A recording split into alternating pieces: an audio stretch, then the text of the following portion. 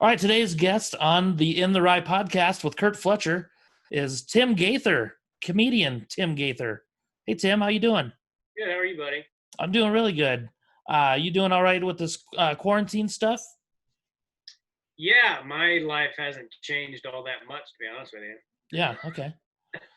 Have you found yourself like working harder or anything like that during this, or have you gotten kind of lazy? No, I've actually worked harder now than I ever did before because I've been doing these wrestling podcasts and I've been trying to do videos, and it's a lot harder to be funny by yourself. Like It is. when you were out here and we did those videos, it's so much fun and it's so much easier. You do shit by yourself and you think it's funny, but Yeah, absolutely. Yeah, it's a lot easier to bounce ideas off of someone. yeah, even having somebody else film you makes it feel like you have kind of an audience, even if it's just Yeah. one person. But when you're doing it by yourself, there's no feedback, there's no laughing, which as a comic, that gives you the confidence to keep going, and you keep, that's what makes Mhm. you good. That's what that's what I wish crowds knew about comedians, was that when they're good, it makes us so much better. Oh, so much better. Yeah, Because a lot of times I feed off the audience energy, and yeah, if they're not laughing, then I don't feel like I'm funny at all. yeah. So yeah, I get it. It's no fun when you just have to push play in your head and you're just Yeah, going through the motions. But and again, sometimes those quiet crowds are the ones that come up and go, "Man, you were great," and you're like, "Really? Like, where the fuck yeah, are you?" yeah. That was always weird to me. Like when I was first starting out, I never understood that. But now that I've done it for a while, I understand it now. Some crowds they're just not laughers. Even Which, even though they're having a good time. yeah, which sucks for us. And I tell people all the time, Yeah, it's like I tell people all the time, it's like having a conversation. Like if we sat here and you asked me questions and I was like, yes, no, yes, you'd be like, fuck, this sucks. It's forever. How am I going to do 45 minutes? This guy just says yes and no. yeah. My hour and a half has turned into 30 minutes. And brutal. That's true, man. And plus, like when you're filming by yourself, you probably don't have the funny outtakes either. You know? Yeah. I mean, it doesn't look near as funny. It's Yeah. just, by the way, I still need to edit that into a video. I'm glad you said that because it reminded me. Some of those outtakes we have are hilarious. Yeah, I was actually watching some of those the other day, and Yeah. yeah, they're pretty funny. So speaking of like working harder and all that, like you don't realize how much goes into editing a 3-minute video. Like it's more to it than just slapping it up on YouTube. Yeah. In all fairness, my wife does most of it, but it takes a while. Like I'll sit there with her and help her, tell her what to leave in or whatever. Hmm. But even that, like sometimes I've done a 3-minute video that I don't edit any of the content out, but there's all this other stuff like the volume levels and all that stuff that, you think just throw it up there and as long as people can hear it, they'll be fine. But there's all kinds of fine tuning that goes into it. And it's taken us hours before to upload a 3-minute video. Oh yeah, yeah.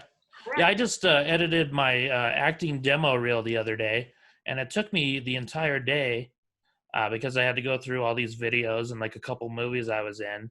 Yeah. And just for like a 3-minute video, it took me like probably a good solid 8 hours of work. Yeah, I've got hours of, I've been doing comedy for 21 years, so I've got tapes and, I've got some DVD or VHS tapes that I would like to mine some stuff out of them. If nothing else, it's almost like, Jesus, I can't believe I thought I was funny then, like I've got a video of the first time I featured, and I it well, and I thought I did well, and I felt good about it at the time. I was like, man, I'm really learning how to do this and get good at it. And then I watch it now, and I'm like, oh my God, what is that like Brooklyn accent you're doing? Why are you doing a Brooklyn accent? You've never even at that point in my life, I'd never even been to New York City. I'm like doing this thing, and I'm talking. What the fuck are you doing? Were you listening to a lot of Andrew Dice Clay back then? I don't know. I don't know what phase I was going through, but I've always done different voices and. Yeah, you're great at voices. Thanks, man. I'm curious. Like, I would love to see like an old video of you. I want like Like, who are some of your big influences back then? I know Bill Hicks was a big one for you. You know, the first guy that ever made me laugh at something that, you know, I grew up Southern Baptist, and there's certain things that you just aren't supposed to laugh at. But when Hmm. Sam Kinison did that bit about Jesus getting nailed to the cross and all that stuff about his wife, and you know, if Jesus had a wife and all that stuff, it was stuff that I knew I should. I was only like 10 or 11 when I first heard it, but I knew that I wasn't supposed to be laughing at it, but I couldn't help it. It was just so funny. Oh yeah. And that kind of planted the seed for me. Like I was like, I would love to be able to make people laugh by saying really off shit, you know. And Hmm. that's the hardest kind of comedy to pull off. But I think you get the best reaction from it. So, you know, like who was I gonna say?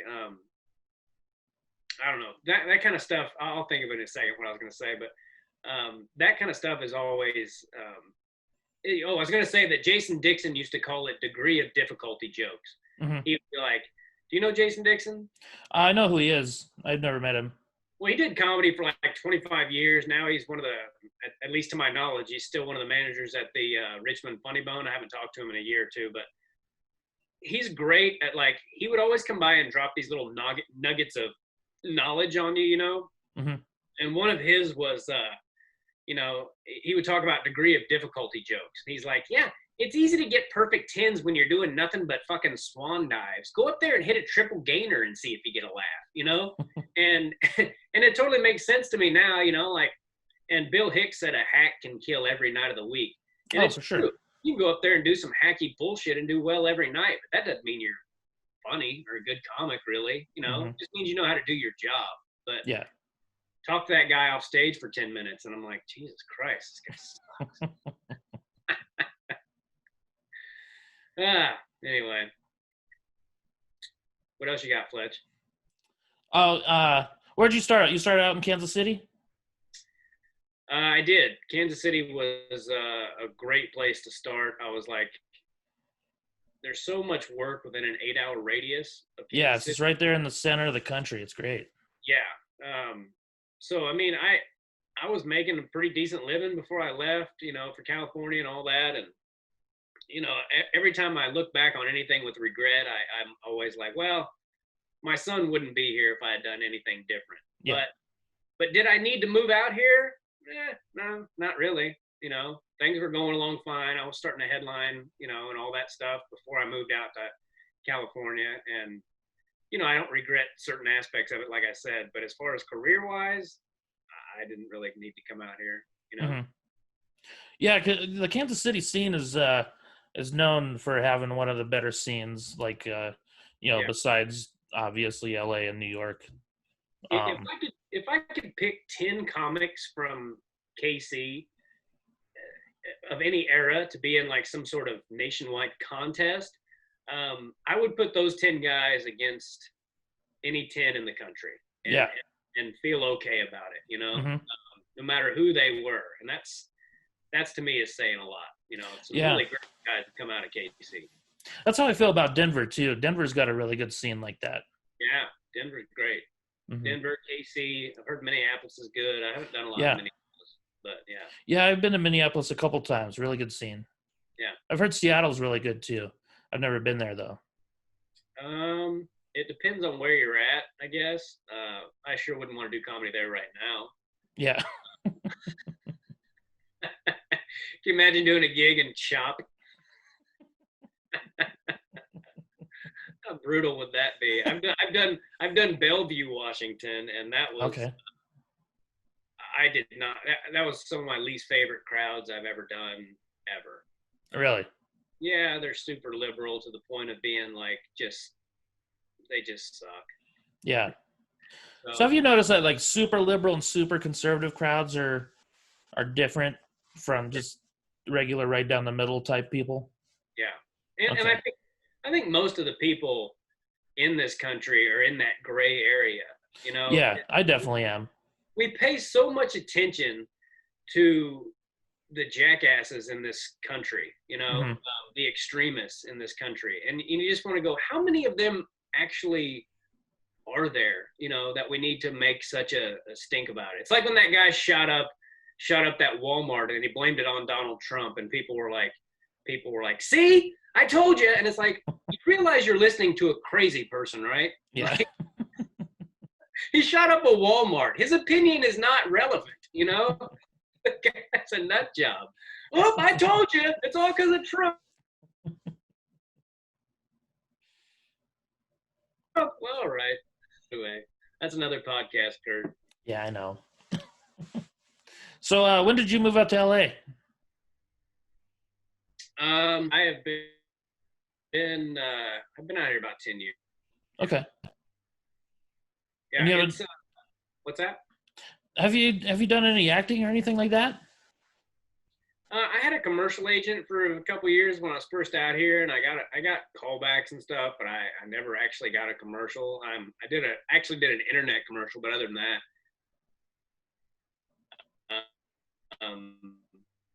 up and that's kind of why I moved out here, was to maybe get into acting, but it just didn't really work out that way, and I never really had I discovered I didn't have much of a passion for it, and the auditions that I did do, I hated them. I hated the build up to it. The actual auditions were usually, sometimes you drive all the way from Los Angeles to, where I live, down to Los Angeles. And it would take like an hour and a half, 3 hours of just driving there and back. And you might go down there and you literally do like 2 lines, like, hey, say this, walk across the room. I did some auditions where they were like, okay, just walk across the room. And I'm like, really? I drove all the way down here to walk across the fucking room. So, I don't know. Yeah, it's definitely, that doesn't sound appealing at all. I like stand up. Yeah, it was not, for the most part. I would definitely rather drive 3 hours to do 5 minutes of stand up than to walk across a room. Yeah. Which is something that I would do in Kansas City when I was first starting out. I would drive all the way to St. Louis just to do 5 minutes on their open mic, because I felt like it was important to be funny in places other than your home club. Oh, definitely. It's one thing to be funny in your home club, but when you travel, you start to see like what's funny everywhere. Not just in your home club. And your home club will kill, and then you go on the road and it doesn't do very well, and stuff that you wanted to throw away kills on the road, and you're like, well, fuck. So you figure out what works in the benefit of being on the road, in my opinion. Yeah, absolutely. Yeah. It says my internet connection is unstable. Just like my life.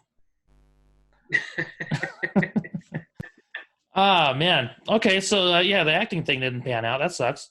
I never really pursued it that much, to be honest with you. I mean, I would have been some big star had I done it, but I don't know. I could see you as a Jeremy Renner type of guy. Oh yeah. Yeah. Is that who is that guy? What's he been in? He oh man, I know a bunch of comic book nerds are gonna get mad at me for not knowing. Wasn't he like one of the Avenger movies or something? Yeah. People have told me that before. They're like, you look like that guy, and I'm not even sure what he looks like, to be honest with you, but I have. Yeah, I don't think you look too much like him. I think you look more like but I could be like him. You could, yeah. Absolutely. Who do I look more like? You getting ready to insult me? No. I was trying to think of something funny and I couldn't come up with it. I'll edit something hilarious in when I post it. Yeah. So what's that bracket thing on your wall there, Tim? That is my high school state championship wrestling bracket from 1874. Nice. I like it. You won the state title. That's pretty impressive. And kind of reminds me of Al Bundy when he always talks about the 4 touchdowns in his high school game. I think it was no, it's 4. Oh. Yeah. I just watched it about 5 seasons recently. Yeah. So that's the way we kind of bonded. You and I was over wrestling. you kind of got me back into being a wrestling fan again. Yeah. I mean, I've always been a fan since I was a kid, but I didn't realize how much there was out there until I worked with you and Greg Warren back-to-back weeks. Yeah. And yeah, it's kind of cool. And then it's cool to see your old bracket there. So I had a lot of friends who wrestled and stuff like that, and I don't think any of my friends really won a state title.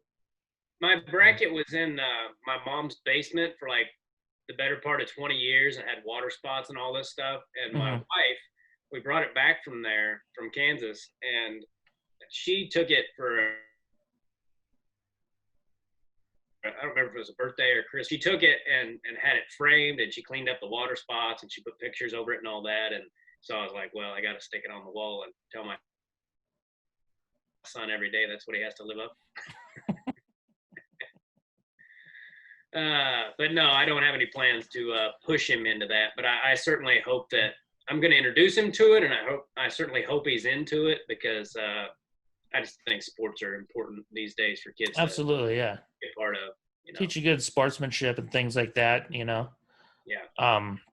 How old do you think he'll be when you get him started in that?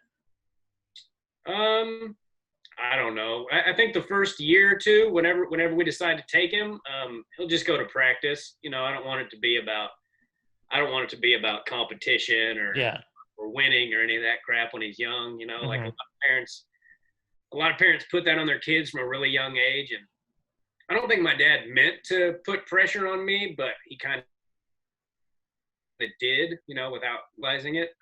So I wouldn't. I would just try to make it fun more than anything. And he's got a lot of energy, so I think he would enjoy it. But who knows? Some kids, it's not for everybody, and I don't really care what sport he's into, or if he's not into sports, that's fine too. But I'm not gonna. I'm not gonna push him, but I'll definitely encourage him to stick with whatever he chooses. Yeah, for sure. Yeah, because I watch all your wrestling podcasts, and I notice, a lot of those guys are like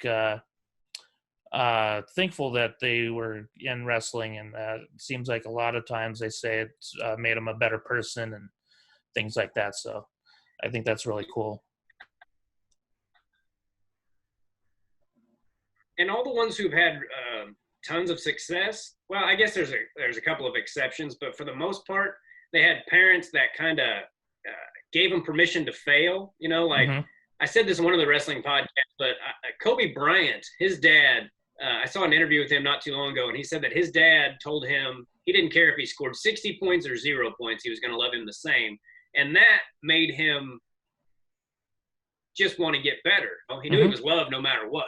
And that seems to be a common theme between most of the wrestlers that I've had on the podcast. Like, yeah, my parents were there for me, but they weren't like, I don't love you if you lose, Like, I've seen that shit. I've known some great kids that didn't even make it to high school because their parents were such dicks. Yeah, I remember seeing that when I was a kid, too. I'd go to some of the local wrestling tournaments and stuff, and it was just like, man, how was his dad like that, Parents throwing their warm-ups at him and shit. And yeah. Just going crazy. And, you're better than that. Yeah, I don't understand it, man. It's nuts. Yeah.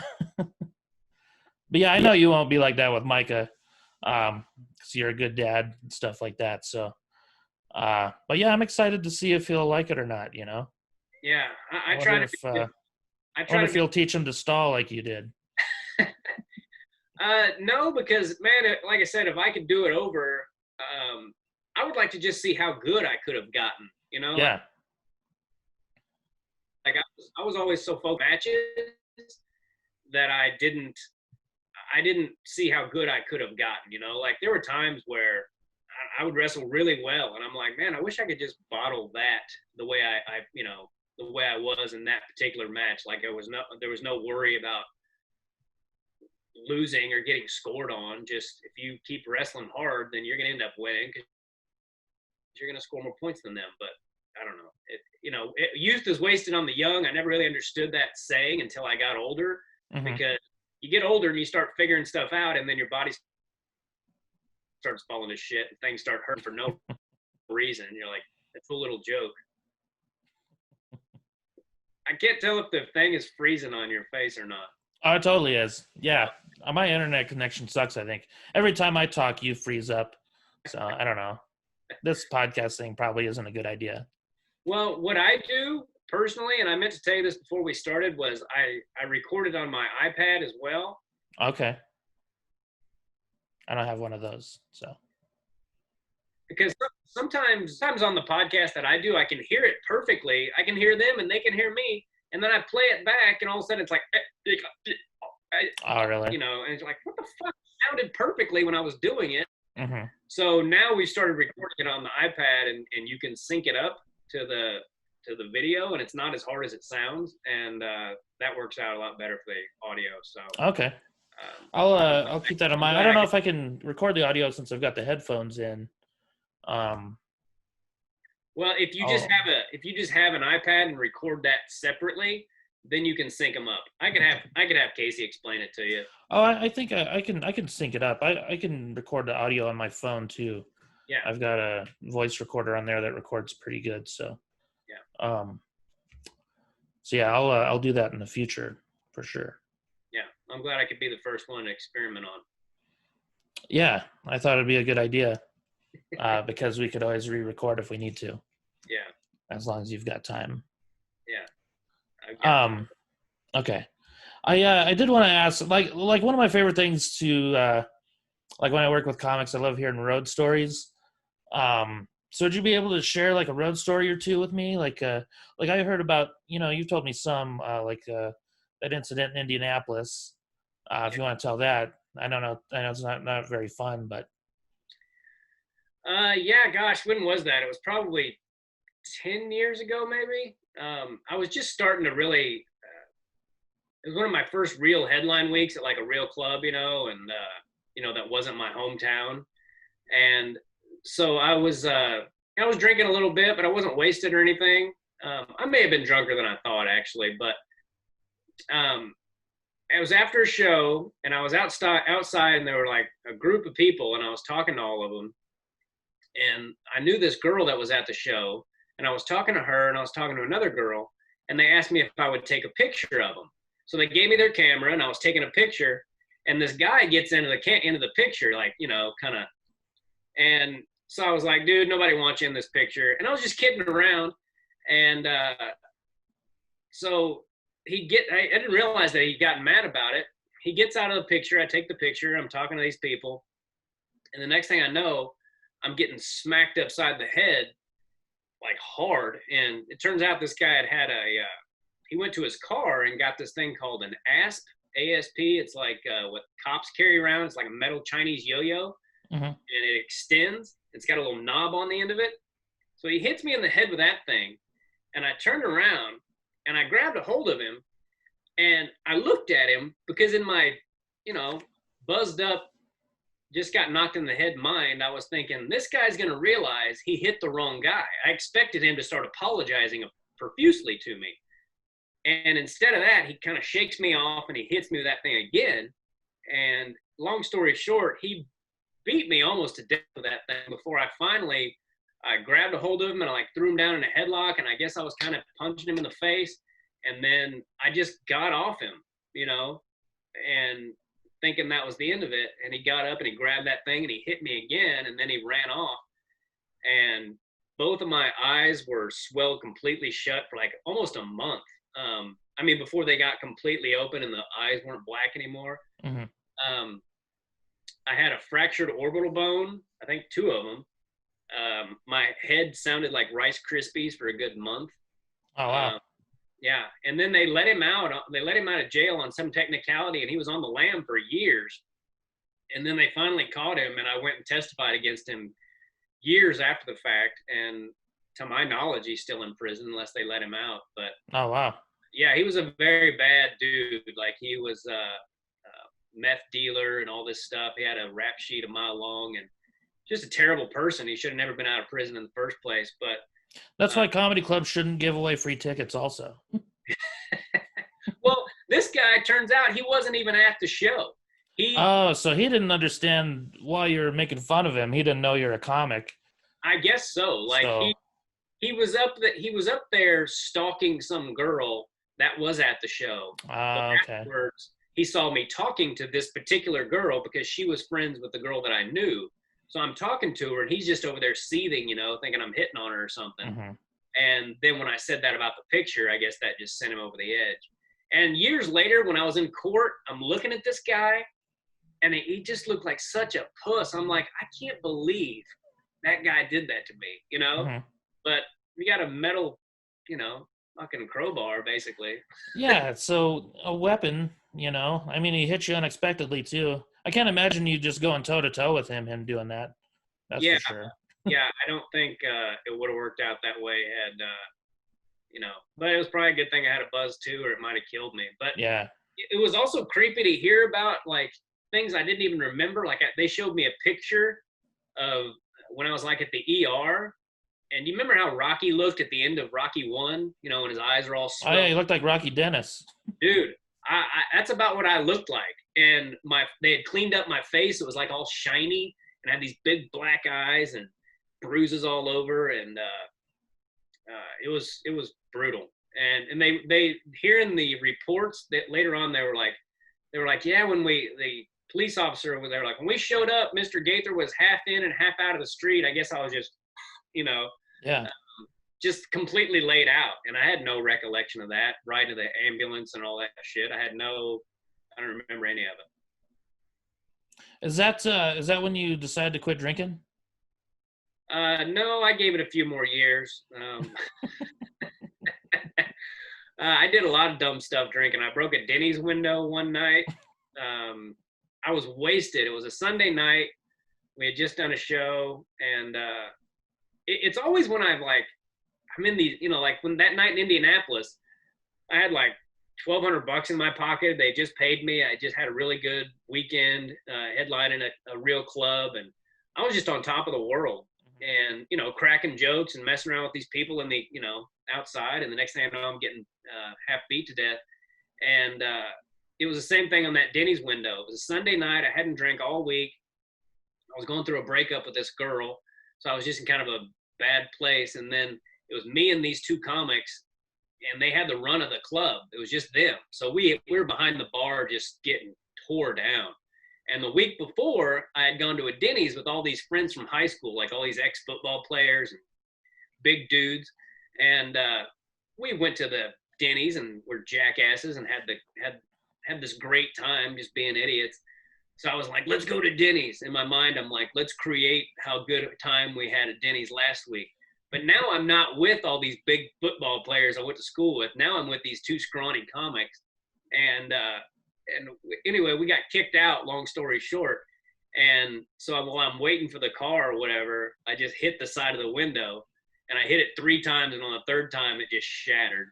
And I was so drunk that I didn't even run to the car. I just kind of sauntered to it, And right before I got to the car, these 5 dudes hit me from behind.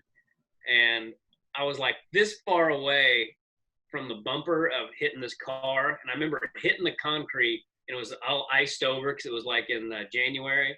It was all iced over. And my last conscious thought was, this is going to be bad. And then they started dragging me and drug me back in the restaurant, and they called the cops, and it was brutal. The next thing I know, I was waking up in jail.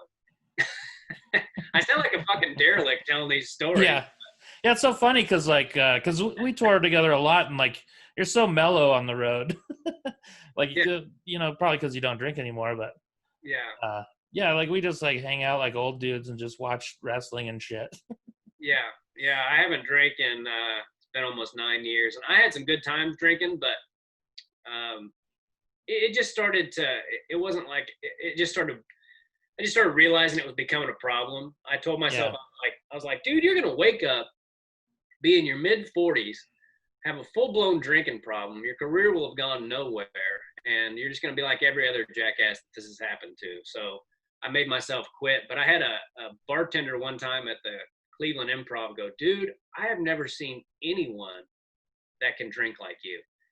And when a bartender tells you that, it kind of makes you start thinking about shit, So anyway, I had some good times, and now the only time I miss it now is if I'm doing some really shitty gig. I'm like, God, a couple cocktails would make this so much better. Yeah. You probably said that the last night we did that show in Reno. Yeah, that was one of those nights where if I would have had a few cocktails, it would have gone much smoother.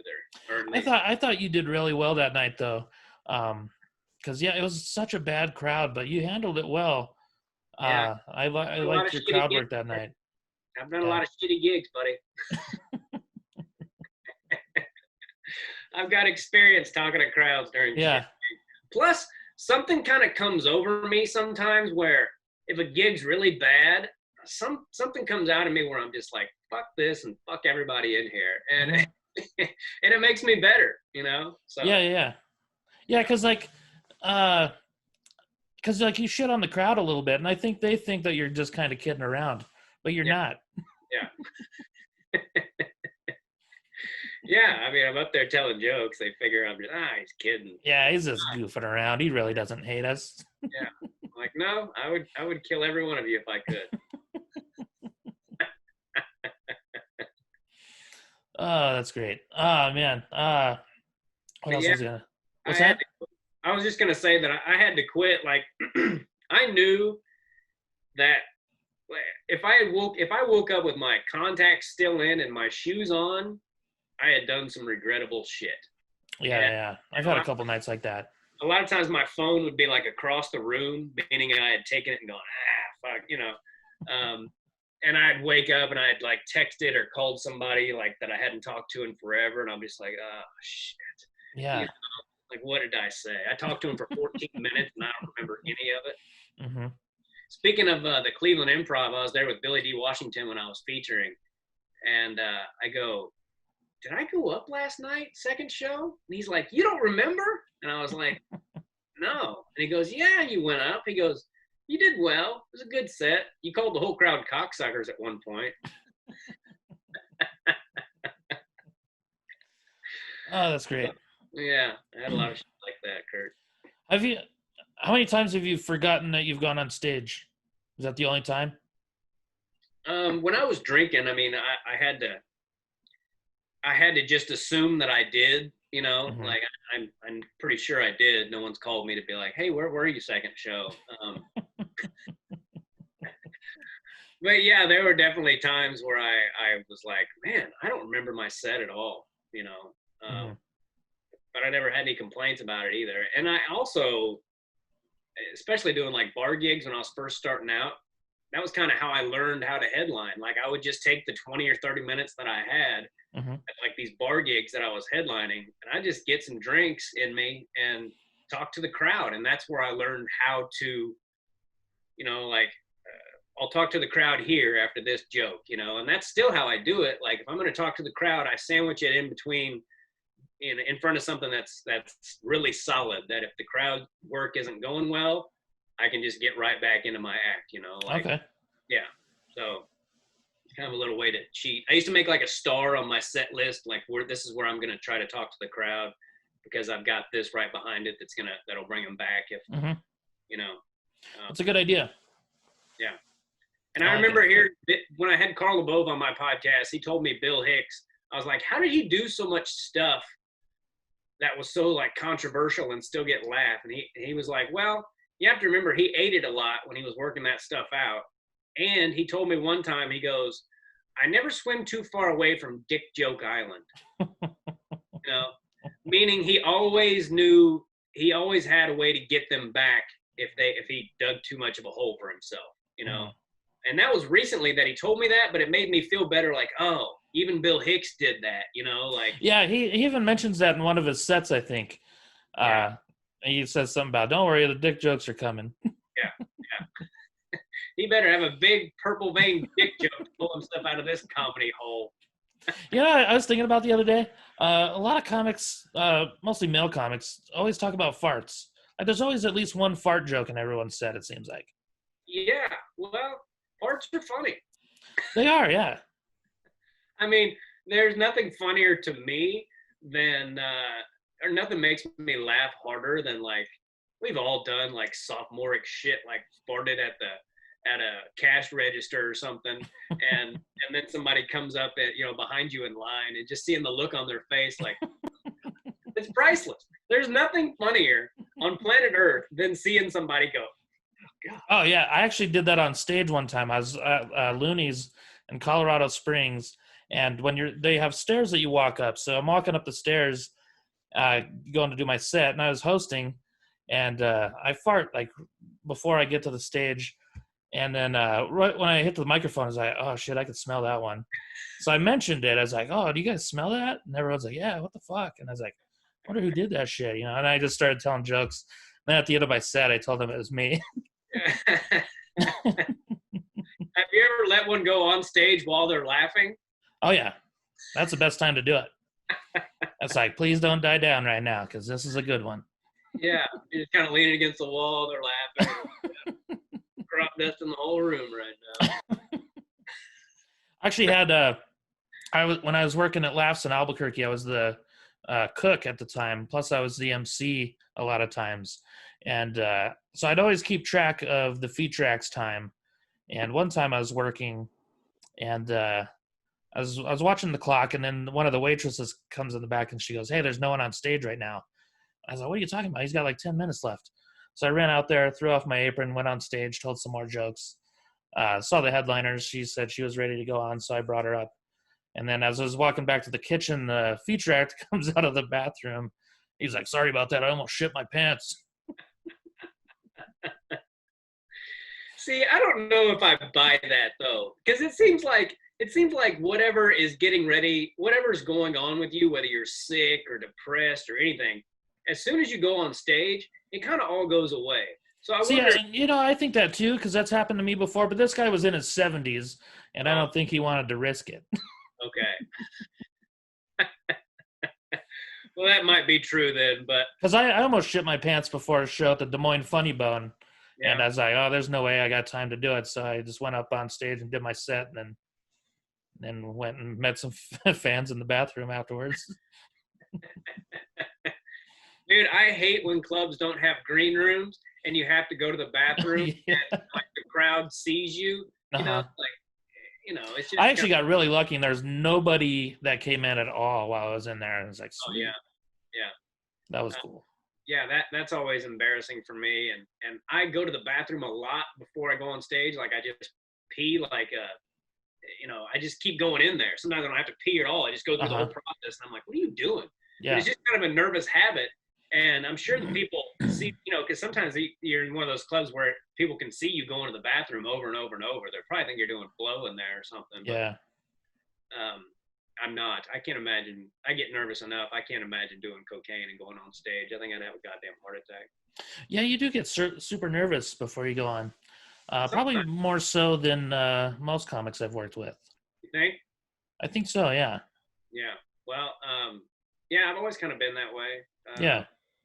And I don't always get do you think the pacing around helps you out? Yeah. It's very similar to when I was wrestling, Okay.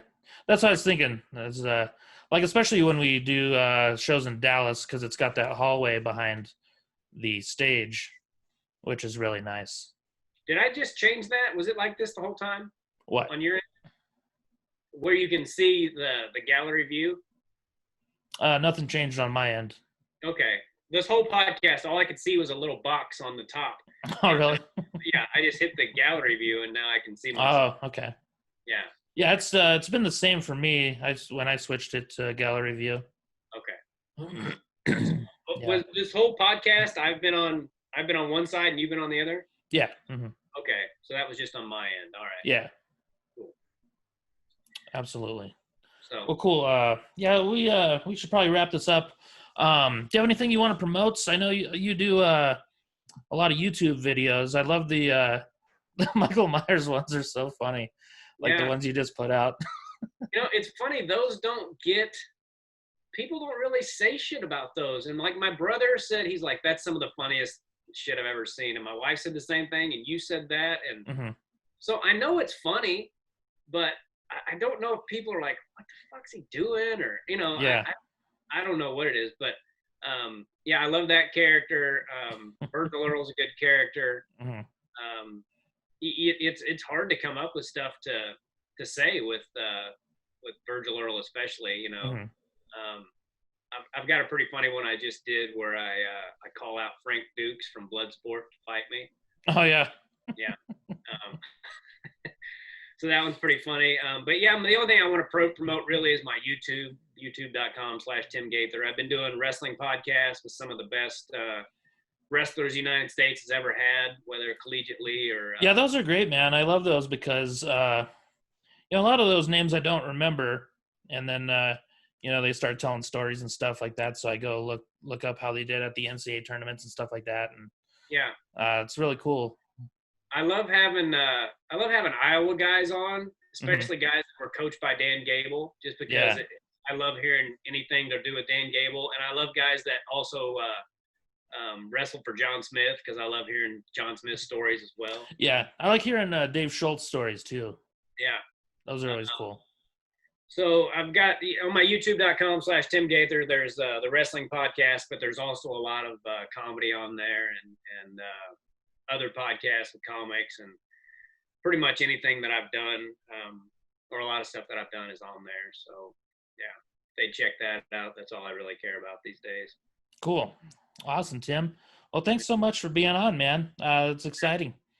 I'm happy to have you as one of the first guests. Yeah. Did you say there was me and 2 other people going to be on the same podcast? It's not the same podcast. It's going to be 3 separate ones. I'm just going to release them all the same day. Oh, okay. Just, I figure if someone really likes the first one, they'll be like, oh, I want to listen to the second one. They'll be like, all right, here it is. Boom. Yeah. So, yeah. And if people don't like it, then, there's other stuff to look at. Yeah, that's their problem. Yeah.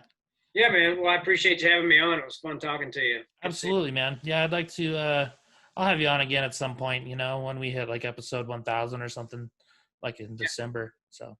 Yeah, we'll we'll figure out a time for you to come out here too, and we'll film some more shit. That'd be great, man. I got tons of ideas. So. Cool. Awesome, buddy. Thanks, all right. Take care. Say hi to Micah for me. I will, buddy. All right. See you, man. Bye. Bye-bye.